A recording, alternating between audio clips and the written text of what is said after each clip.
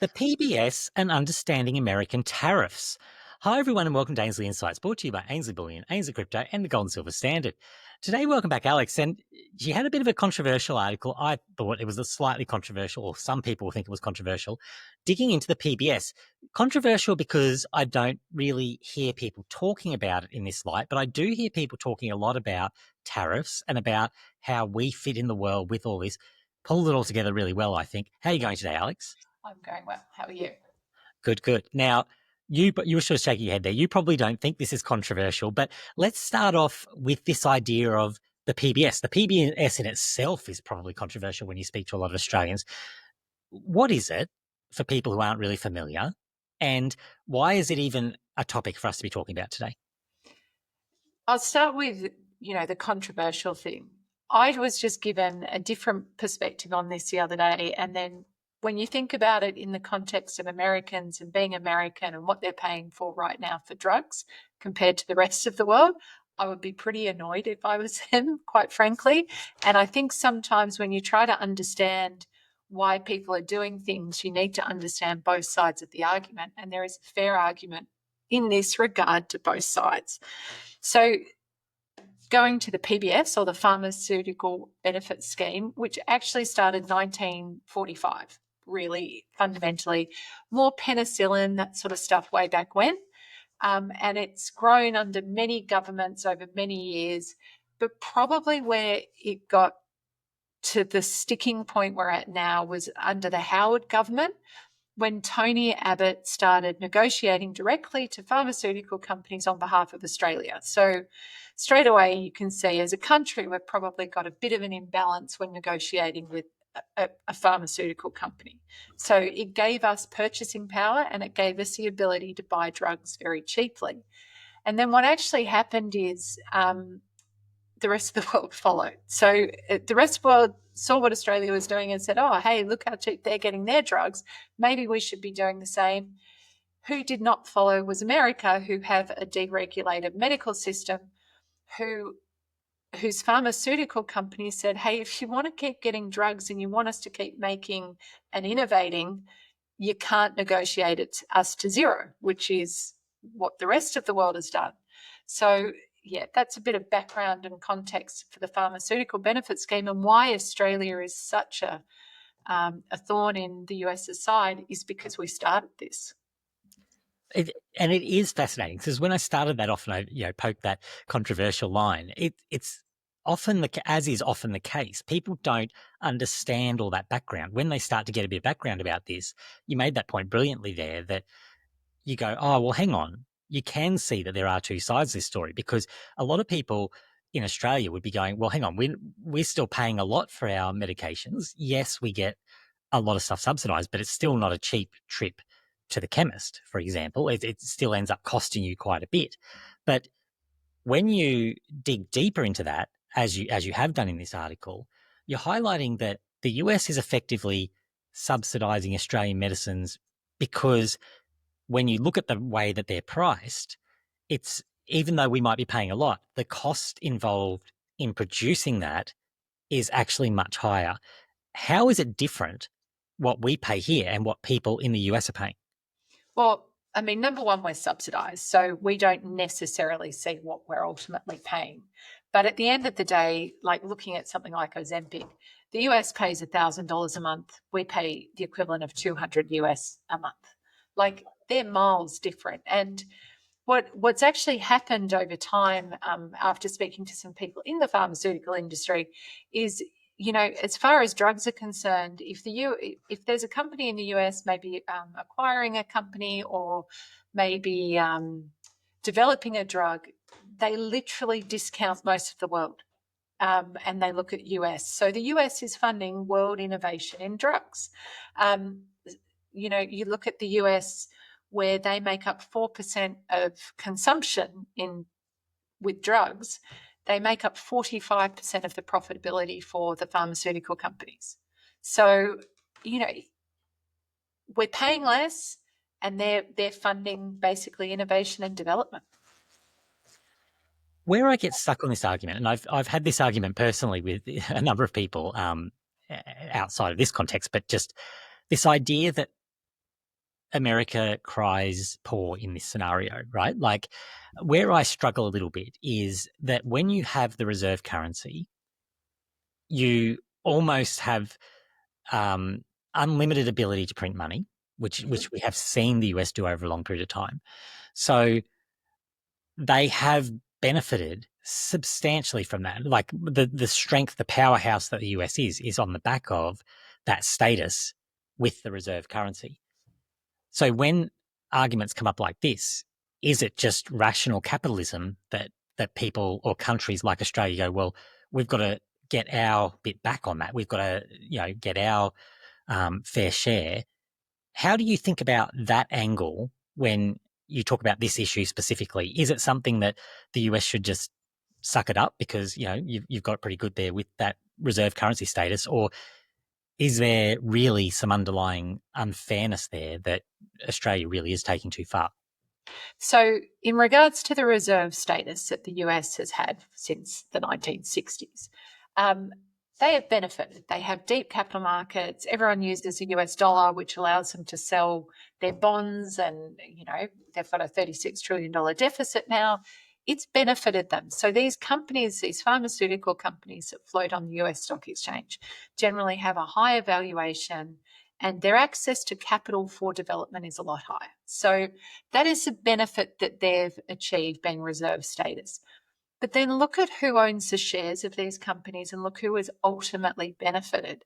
It's not the masses in the US. It's the share traders, it's the entrepreneurs, and it's why the wealth gap has probably grown faster in the US than anywhere else. So if I was someone in the US right now and I can't afford my diabetic medicine because I'm paying 5 times what Australia is paying, because I'm not a share trader, because I'm not an owner of a company, I would be pretty pissed off right now. And I would be saying no more. But it's the people at the top that have benefited from the reserve status, and it's the companies that have benefited that have been able to develop these drugs.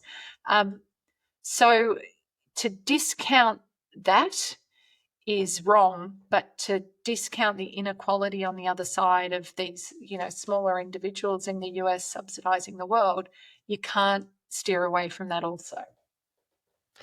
That's a really nuanced answer, I think, and that is quite important. That yes, to sort of counter what I was saying in my argument there, yes, they have had advantage, but also who has had that advantage, and we have seen that wealth gap absolutely explode, and it is a real problem, and I do feel that, particularly in the US, it's quite different from Australia in that regard.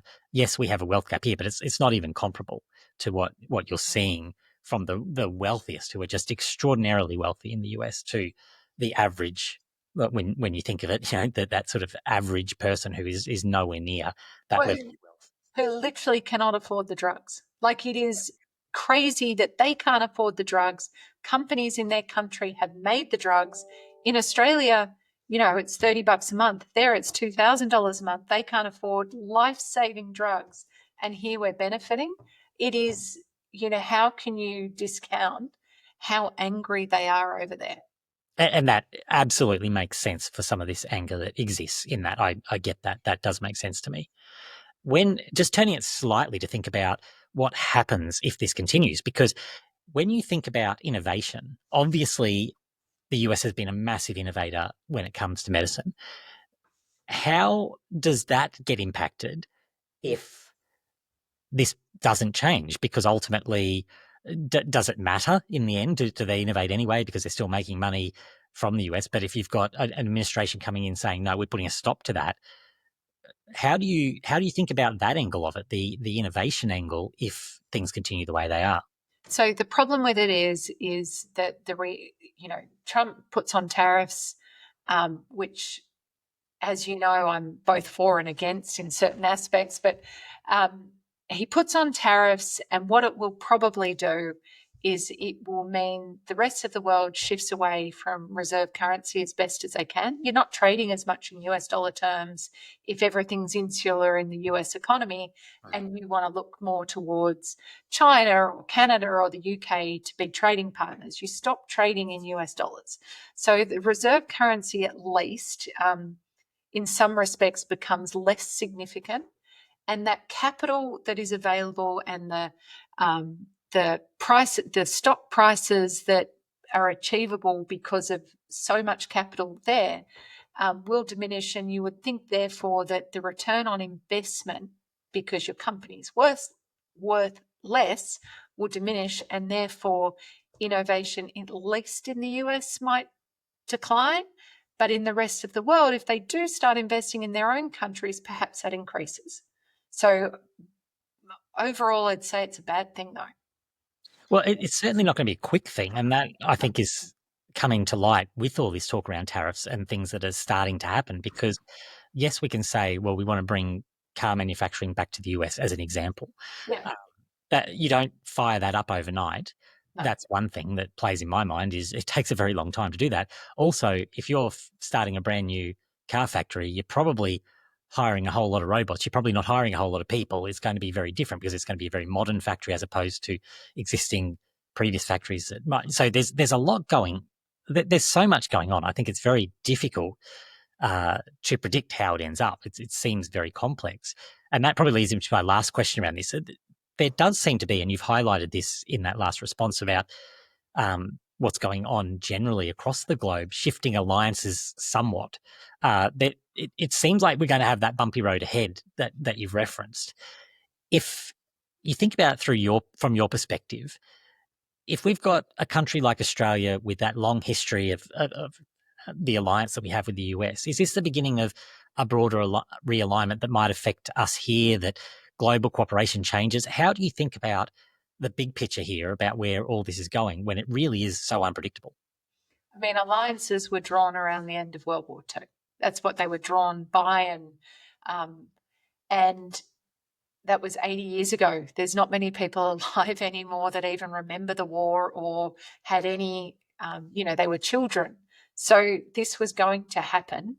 And, the US right now is trying to rid itself of bureaucracy, and, they're encouraging free speech, and, their old alliance buddies like Britain and Australia are stamping down on it. Seoul's perspectives on the world are shifting, and they're not aligned anymore. So unless, one of the things that Trump has been going on about is free speech, and how, especially in the UK, they need to fix this before, otherwise they're going to have the tariffs in place.